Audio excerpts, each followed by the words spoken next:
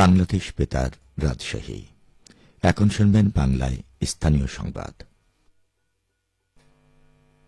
আসসালামু আলাইকুম। বাংলাদেশ বেতার রাজশাহী স্থানীয় সংবাদ পড়ছি শিখা খাতুন।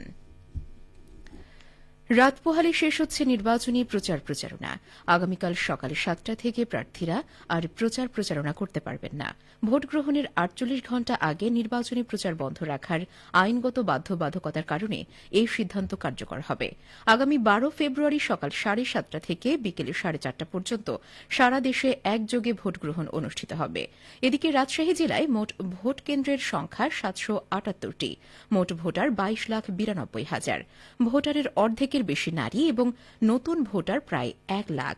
6টি সংসদীয় আসনে নির্বাচনে প্রতিদ্বন্দ্বিতা করছেন স্বতন্ত্র প্রার্থী সহ বিভিন্ন রাজনৈতিক দলের মোট 30 জন প্রার্থী।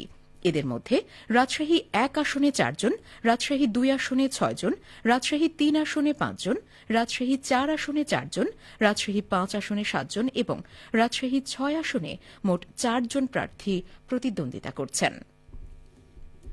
আসন্ন নির্বাচন ঘিরে ভোট কেন্দ্র পাহারায় তৎপর রয়েছেন প্রশাসন সহ আইন শৃঙ্খলা বাহিনীর সদস্যরা। সার্বিক নিরাপত্তায় আইন শৃঙ্খলা বাহিনীর পাশাপাশি থাকবে তথ্য প্রযুক্তির সর্বোত্তম ব্যবহার, যা দিয়ে কেন্দ্রের তথ্যচিত্র ধারণের পাশাপাশি সরাসরি পর্যবেক্ষণ করা যাবে কন্ট্রোল রুমে বসেই। এ নিয়ে শুনুন আমাদের মহানগর সংবাদদাতা রাজু আহমেদের একটি প্রতিবেদন। আগামী 12 ফেব্রুয়ারি ত্রয়োদশ জাতীয় সংসদ নির্বাচন ঘিরে রাজশাহীর আইন শৃঙ্খলা পরিস্থিতি নিয়ন্ত্রণে রাখতে সব ধরনের প্রাথমিক প্রস্তুতি সম্পন্ন করেছে প্রশাসন। রাজশাহী মহানগর পুলিশ ও জেলা পুলিশের দেয়া তথ্য মতে আইন শৃঙ্খলা পরিস্থিতি নিয়ন্ত্রণে রয়েছে। পুলিশ, আনসার, সেনাবাহিনী, বিজিবি, র্যাব সহ আইন শৃঙ্খলা বাহিনীর সদস্যদের সশরীরে উপস্থিতির পাশাপাশি কেন্দ্র পাহারায় থাকবে body on camera, CC camera ও ড্রোন। নির্বাচনী আচরণ বিধি মেনে চলি, সুষ্ঠু নির্বাচন নিশ্চিত করি। রাজশাহী বিজিবি 1 ব্যাটালিয়নের অধিনায়ক লেফটেন্যান্ট কর্নেল রিয়াজ শাহরিয়ার জানান, সব মিলে আমার রাজশাহীতে অ্যারাউন্ড 700 সদস্য মোতায়েন থাকবে। আর সীমান্তের 8 কিলোমিটারের মধ্যে আমার সর্বমোট 64 ভোট কেন্দ্র রয়েছে।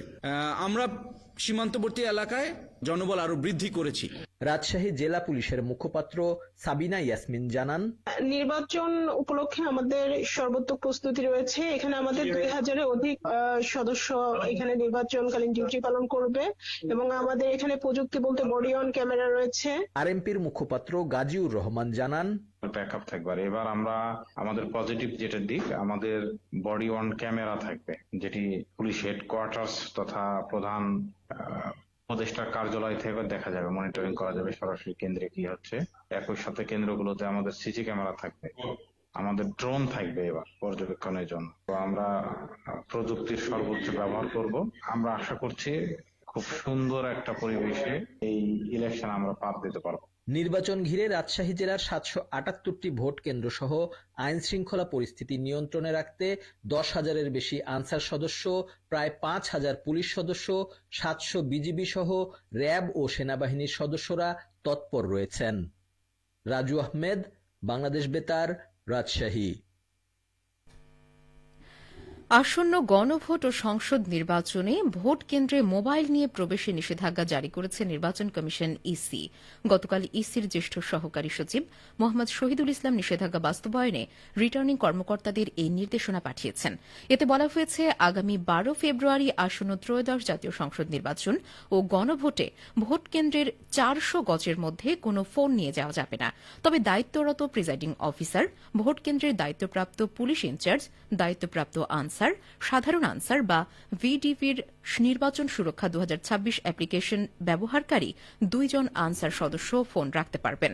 নির্বাচনের প্রস্তুতি, নিরাপত্তা ও বাহিনী মোতায়েন কার্যক্রম নিয়ে প্রধান উপদেষ্টার বরাতে প্রেস সচিব শফিকুল আলম বলেছেন, দেশে প্রায় 43,000 ভোট কেন্দ্রের মধ্যে 25,700 কেন্দ্রে পুলিশের জন্য বডি ওর্ন ক্যামেরা সরবরাহ করা হয়েছে। এদিকে জাতীয় সংসদ নির্বাচন ও গণভোটে নাটোরের 4টি সংসদীয় আসনের জন্য 4টি পোস্টাল ব্যালট ভোট কেন্দ্রের ভোট গ্রহণ কর্মকর্তাদের প্রশিক্ষণ শুরু হয়েছে। আজ সকালে নাটোর জেলা নির্বাচন কার্যালয়ের সম্মেলন কক্ষে এই প্রশিক্ষণ অনুষ্ঠিত হয়েছে।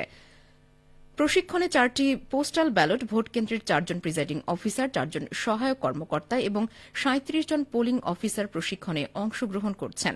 জেলা নির্বাচন অফিসার মোহাম্মদ নজরুল ইসলাম জানান, প্রশিক্ষণে পোস্টাল ব্যালটের খাম, পোস্টাল ব্যালট খামের কিউআর কোড, নিরাপত্তা সিল সহ ব্যালট বক্স, ভোট গণনা, ফলাফল তৈরি ইত্যাদি বিষয়ভিত্তিক সেশন পরিচালনা করা হচ্ছে।